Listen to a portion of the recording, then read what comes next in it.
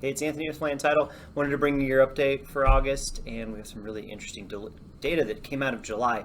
And one thing is there's a huge anomaly in the seasonal data.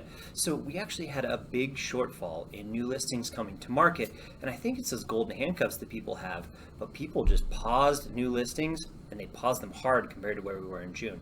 So July had a big dip in inventory, and that doesn't usually happen seasonally for this time of year. Now, buyer activity didn't seem to change much, which also kind of played into this, shortfall in our supply that we would have expected to see. So what does that really mean? I guess let's take a look at it from a supply side. Boulder is down 10% in active units from last month, but year over year, we're still up actually, which is one of the only markets to do that. Look at somewhere like Lafayette, down 20% last month in new active listings. But year over year, they're still down 22%. So we have a lot less listings in some of the market, especially think like Lafayette, Longmont, Louisville, Niwot, some of the middle of the county, right? Now, the two markets that are on the other side of this is we got Erie, who had more active units come to market, or you got Superior, more active units come to market. So definitely, market by market in the county are a little different. So you really need to pay attention to that stuff. Let's take a look at this one, month supply of inventory. Now, this is all over the board in Boulder County, but one thing I really wanted to talk to you specifically about is just how it's still a seller's market, even though we've seen this slowdown. So normally, this time of year would not be some time where you'd be like, you know what, it's a pretty good time to go list a house. Why don't you list your house in August or September? And right now, I think you're going to feel a little bit different about that if you're a seller. So take that message to your sellers. This is still a great time to sell. I think anytime before, basically Halloween in a lot of cases, could still be a lot of buyer traffic out there. And, I say a lot. I mean, a lot perspective to this year, right? So we have a reduced amount of buyer traffic. We have a reduced amount of sellers. So if you're one of those sellers coming to market, this could still be a good time to sell, especially if you're in some of these markets like Louisville, for example. 1.3 months of inventory in Louisville is a super strong seller's market. Somewhere like Lafayette is the same way. Now, if you're in the city of Boulder, 3 months, it's still sort of a buyer's market. Things are going okay, but actually, it's still just kind of clipping along. We're seeing some good behavior in the marketplace. So let's take a look at this one. This is our days in MLS. They have skyrocketed in the month of July. I say skyrocketed because it's been about 8 extra days in MLS from active to under contract time, so a whole extra week on the market in 1 month. Now that didn't come in the detached market, so check this out. Detached market only had 26 to 28 days, so it only increased a little bit. That's what you would expect seasonally. We saw it largely in the attached market. So some stuff that was sitting on the market for a long time finally sold, and it's really shown us a rise in the average days in MLS. So the market's slowing down a little bit, even with less listings on the market. Now, what does this mean if you look by price point? Because not all markets are created equal. That 3+ million market is the best that we've ever seen, right? We just have so many high-end luxury listings coming off the market. Even though there's a lot of inventory, there's a lot of activity up there, you have a pretty good chance of selling stuff up there, but there is a lot of inventory starting to stack up. Now, if we look at the 1 to 3 million markets, we've seen a majorly reduced number of sales in those markets all year long because of cost of money. So the more expensive money is, the bigger those payments get, and even if people can afford them, I think they're having a hard time swallowing that. Maybe up to $10,000 a month in your mortgage payment, right? So when it would cost you $6,000 or so before.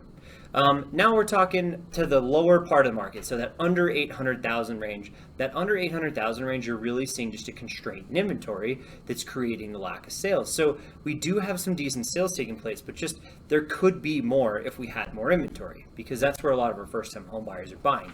You can really see it here. Look at this. Under 800,000, we have 2+ or less than 2 months of inventory on the market, and then it really starts to stair step up from there. 1 to 1.5 million, 4 months, it's a balanced market. Above 2 million, we're now talking buyer's market activity, 11 months of inventory, 3+ million, even though you're still seeing a lot of sales. Now, down towards the 800,000 part of the market, it's still moving quick, right? 4 to 499, I mean, lightning fast. 13 days on market in MLS on average. Now everything else is starting to rise a little bit, which you should expect to see seasonally. All right, let's look at sold analysis. One thing here is year-to-date numbers. We're down 15% in sales for year-to-date. It's really not that bad. We're catching up quite a bit. Over the last 12 months, you can see what's really happened. We've really seen a major slowdown in the marketplace. think like 2011, 2012 market conditions, we just don't have a ton of sales because we just don't have enough sellers out there, and it's so expensive for buyers, not enough people are qualifying these days. So it really has slowed down, which is exactly what the Fed wanted to do as they raised the price of money.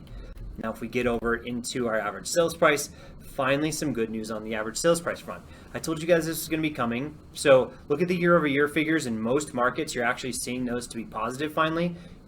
During the peak of the market, that March, April, May timeframe, or even into June in some cases, we were seeing a lot of negative numbers here. So it did not appear very good. But now we're starting to feel that balance in the market coming back, right?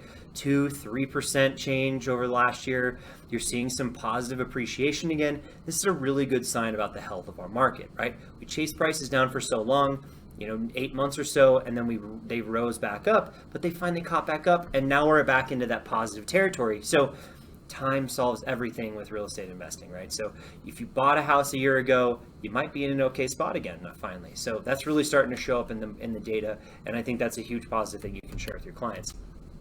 Units sold, this is a better chart to kind of take a look at where we were. July was really in line with where we were a year ago, just barely below that, and I think that's a really good sign for the marketplace. So you can really see just how positive that's going to be. I think we're going to have an excellent Q3 and 4 where we're going to be much better than we were a year ago. I shouldn't say excellent, but a lot better than where we were, right? I mean, we had a really strong start to the year last year.